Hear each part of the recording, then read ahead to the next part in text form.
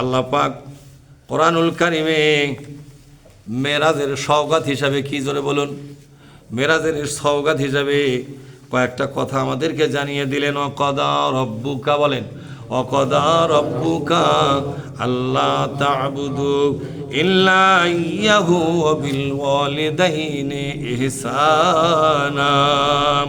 আল্লাহ পাক তোমাদের জন্য ফরজ করে দিলেন। কি করে দিলেন জোরে কর? আল্লাহ পাক তোমাদের জন্য ফরজ করে দিলেন তোমরা আল্লাহর গোলামি করবে। গোলাম হবে কার? জোরে বলুন। তোমরা আল্লাহর গোলাম হবে, গোলাম হইয়া গোলামি জিন্দেগি যাপন করবে, গোলাম হয়ে গোলামির জিন্দেগি যাপন করবে। আর কারো গোলাম হতে পারবে না। গোলাম হবে কার? আল্লাহর গোলাম হয়ে জীবন যাপন করো, এর মধ্যেই তোমাদের শান্তি। গোলামি করতে গেলে আল্লাহ পাক শর্ত দিয়েছেন, ওয়াস্তানিবুত তাগুত, বলেন ওয়াস্তানিবুত তাগুত। গোলামি করার শর্ত আছে। নামাজ পড়ার শর্ত হলো তাকে উযু বানাতে হবে, ঠিক না? গোলামি করার শর্ত হলো তাগুতের সাথে সম্পর্ক রাখা যাবে না। এ ফয়সালা কে করেছেন জোরে বলেন? এ ফয়সালা আল্লাহ পাক করেছেন। গোলামি করার জন্য শর্ত হলো তাগুতের সাথে সম্পর্ক আপনাকে ছিন্ন করতে হবে। তাগুত কাকে বলা হয়? তাগুত সেই সকল নেতাদেরকে বলা হয় যারা রাজনীতি করে কোরআন বাদ দিয়া। রাজনীতি করে কি বাদ দিয়া? যুবকরা বলো। কোরআন বাদ দিয়া যারা রাজনীতি করে সেই নেতাদেরকে আরবিতে বলা হয় তাগুত। কি বলা হয়? তা কোরআন বাদ দিয়া যারা পার্টি করে, রাজনীতি করে, এই পার্টির নেতাদেরকে চিরকালের জন্য বর্জন করা লাগবে। কথাটা কে বলেছেন? আল্লাহ। আরো জোরে বলুন। আল্লাহ। আল্লাহ পাক বলছেন তোমরা যদি ইবাদত করতে চাও তাহলে তাগুতের সাথে সম্পর্ক আগে ছিন্ন করে আসতে হবে। তাগুতের সাথে সম্পর্ক রাখলে ইবাদত করলেও সে ইবাদত কোনোদিন কবুল হবে না। কে বলেছেন এই কথা? আল্লাহ তাআলা বলেছেন তোমরা যদি আল্লাহর ইবাদত করতে চাও, আল্লাহর সঙ্গে দেখা করতে চাও, তাহলে তোমাদেরকে শিরকের সাথে সম্পর্ক ছিন্ন করতে হবে। কোনো ব্যক্তি যদি তাগুত মার্কা নেতার সাথে সম্পর্ক রাখে, এটাকে আল্লাহ শিরক নামে নামকরণ করেছেন। কি নামে জোরে কোন? মূর্তি পূজা যেমন একটা শিরক, বলেন মূর্তি পূজা যেমন একটা শিরক। মূর্তি পূজা শিরক না ইবাদত? এটা কথা বলেন না এখন আপনারা? এটা শিরক। তাগুত মার্কা নেতার পেছনে রাজনীতি করাটাও শিরক। ফয়সালা কে করেছেন? আল্লাহ। ফয়সালা আল্লাহ করেছেন। তোমরা যদি তাগুত মার্কা নেতাদের সাথে সম্পর্ক ছিন্ন করতে না পারো, তোমাদের সমস্ত ইবাদতগুলো বাতিল হয়ে যাবে। সুতরাং এই ফয়সালা কি আপনারা মানতে পারবেন? তাহলে আগে ইবাদত না আগে শিরক বর্জন? জোরে বলুন। আগে ইবাদত না আগে শিরক বর্জন? আগে শিরক বর্জন, তারপরে হলো ইবাদত। এখন বলেন তো বাংলাদেশে যত নামাজি, সব নামাজি কি তাগুতের সাথে সম্পর্ক ছিন্ন করছে ওরা? না সম্পর্ক আছেই? আছে না নাই জোরে খান? সামনের কাতারে নামাজ পড়িয়া যখন বাইরে যায় ওই সমস্ত পার্টির বিষয়ের মধ্যে ঢুকে রাজনীতি করে কি করে না? তাহলে কি বোঝা গেল? আল্লাহর প্রস্তাবে কি তারা রাজি হচ্ছে? জোরে কোন রাজি হচ্ছে নাকি? আল্লাহ পাক বলছে ইস্তানিবুত তাগুতা, যারা তাগুতকে বর্জন করবে, ওয়া আনাবু ইলাল্লাহ, বলেন ওয়া আনাবু ইলাল্লাহ। আল্লাহ পাক বলছেন তাদের জন্য তাগুতের সাথে সম্পর্ক ছিন্ন করার পর তারপরে আল্লাহর ইবাদতে ফিরে আসো। তাগুত নিয়ে আমি ইবাদত করলেও সে ইবাদত কবুল করব না।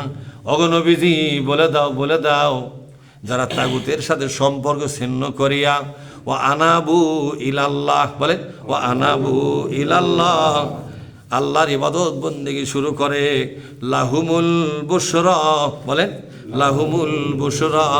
নবীজি আপনি তাদেরকে শুভ সংবাদ জানিয়ে দিন। এই কথাগুলো কে বলেছেন জোরে বলুন।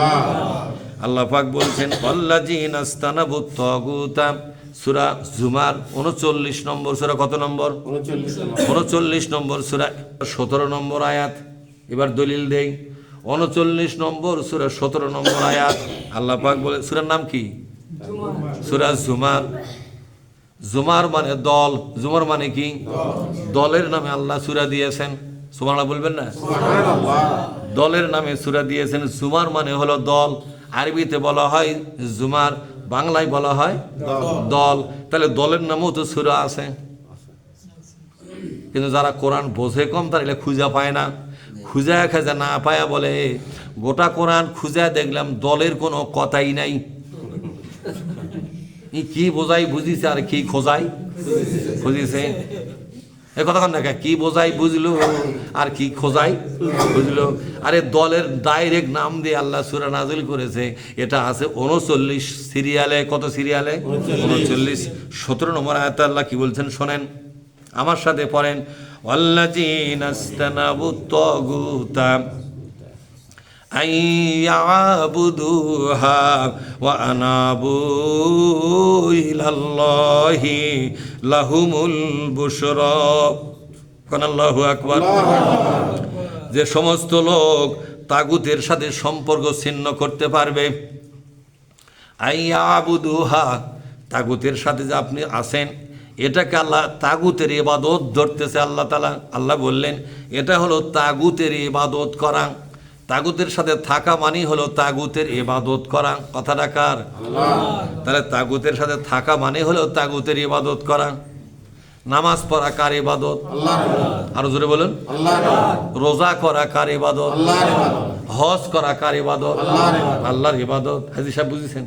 হজ করা কার ইবাদত? আল্লাহর ইবাদত। জিকির আজকার করা কার ইবাদত? আল্লাহর ইবাদত। তাগুতের সাথে, তাগুত মার্কা নেতার সাথে যদি আপনি থাকেন, এই থাকার যে সময়টা, এটাকে আল্লাহ তাআলা বলেছেন এটাও একটা ইবাদত, কিন্তু ইবাদতটা আল্লাহর নয়, এটা তাগুতের ইবাদত। মারাত্মক কথা কিনা জোরে কোন? কথা শুনলে তো আপনাদের গায়ের লোম খাড়া হওয়ার কথা। তাহলে একদিন কি করলাম এগুলা? বলছে রাজনীতি আর ধর্ম আলাদা বলে কিনা জোরে কোন? রাজনীতি আর ধর্ম আলাদা বলে কিনা? ধর্ম হলো নামাজ, রোজা, হজ, যাকাত, কালেমা, জিকির আজকার এগুলা। আর রাজনীতি আর ভিন্ন জিনিস। আল্লাহ কি বলেছেন?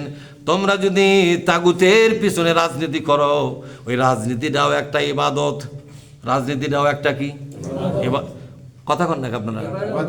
আপনাদের বিরুদ্ধে যাচ্ছে নাকি? কোরআন যদি আপনার বিরুদ্ধে যায় তাহলে আপনি বুঝতে হবে আপনার কপাল খারাপ। কোরআন বিরুদ্ধে গেছে তখন কি আপনি আর মুসলমান আছেন? আপনি সবসময় মনে করতে হবে কোরআন যেন আমার বিপক্ষে।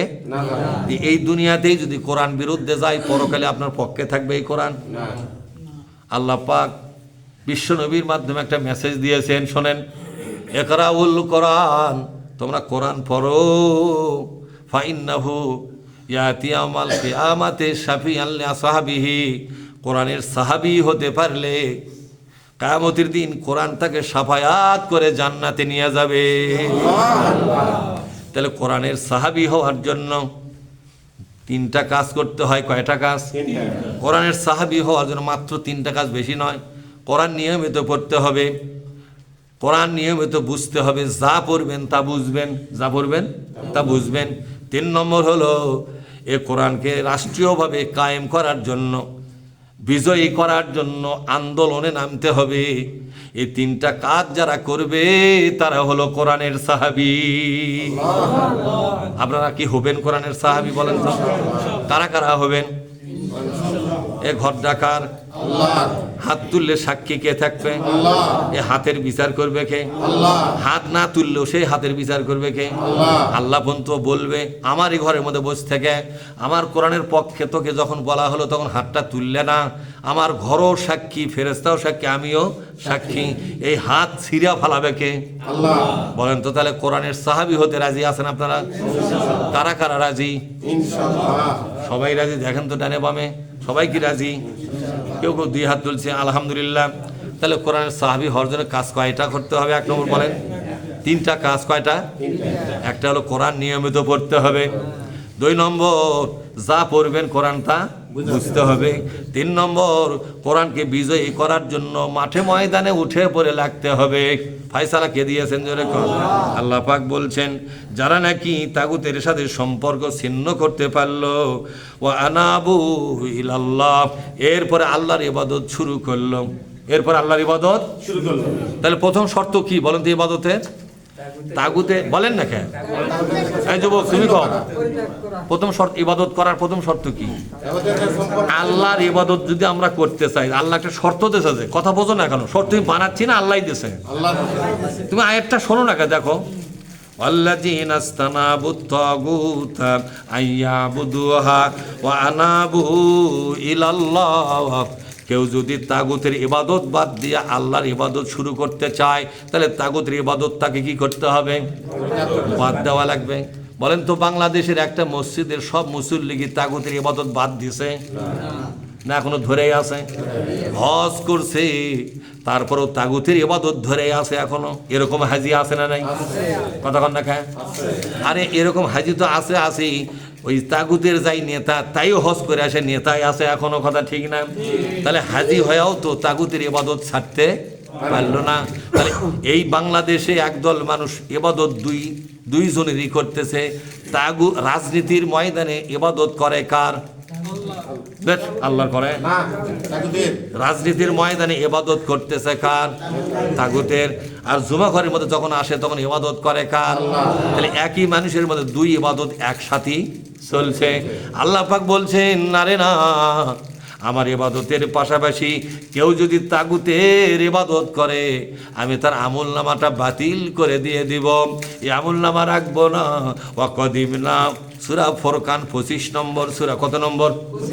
25 নম্বর সূরা ফুরকানের মধ্যে আল্লাহ পাক বলছেন, ওয়াকদিমনা ইলা মা আমিলু মিন আমালিন ফাজআলনাহু হাবাআম মানসুরা। যদি কোনো ব্যক্তি তাগুতের ইবাদত করে, আল্লাহর ইবাদতও করে, আল্লাহ পাক তার ভাগে যে ইবাদতটা পড়েছে, আল্লাহর ভাগও তো কিছু ইবাদত গেছে, যায়নি? হজ করছে, নামাজ পড়ছে, রোজা করছে, এগুলা কার কাছে গেছে? আল্লাহর কাছে। আবার তাগুতের ইবাদতটা কার কাছে গেছে? তাগুতের কাছে, ওদের স্বার্থে গেছে।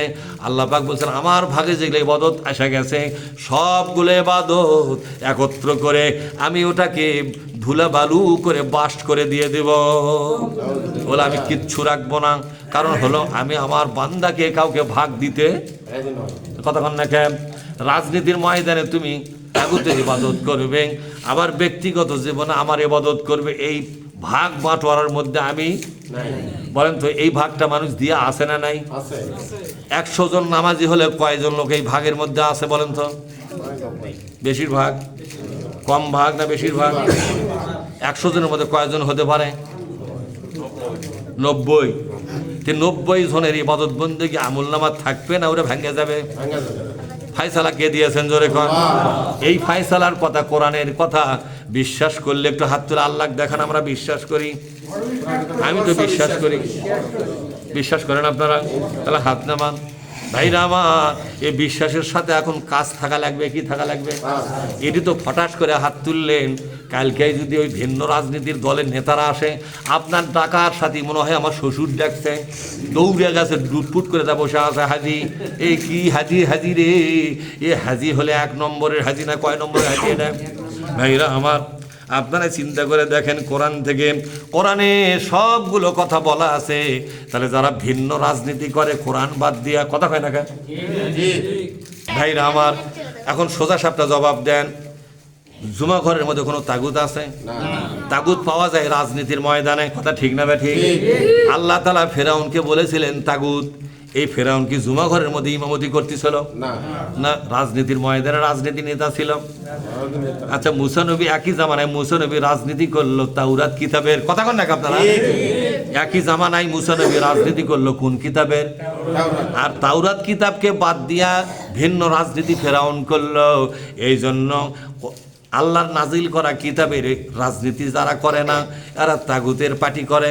এদের পার্টির নেতাগুলো সবগুলো তাগুত। তার সবচেয়ে বড় যে নেতা ঢাকাতে আছে, ওটা হলো বড় তাগুত। কথা ঠিক না? আর জেলাতে যেটা আছে সেটা মাজলা তাগুত। কথা ঠিক না? উপজেলাতে আছে যেটা, সেটা হলো তার সাথে ছোট তাগুত। এমনকি ওয়ার্ডের মধ্যেও কিছু তাগুত নেতা আছে না নাই জোরে কম? এই তাগুত, ছোট তাগুত, বড় তাগুত, গোষ্ঠী শুদ্ধ তাগুত, এদের সাথে সম্পর্ক রাখলে এই সম্পর্ককে নাম দিয়েছেন যে তুমি তাগুতের ইবাদত করতেছ। এ নামটা কে দিল? এটাকে আমি দিলাম না? কাল থেকে কবেন মানান হুজুর এমন কথা কয়ে গেল, বা এটা কি মানান হুজুর কোসে? কথাটা কার? এই কথা কবেন আল্লাহ এমন কথা কোসে, বা তাও কিছুটা বিপদ আমার কমে।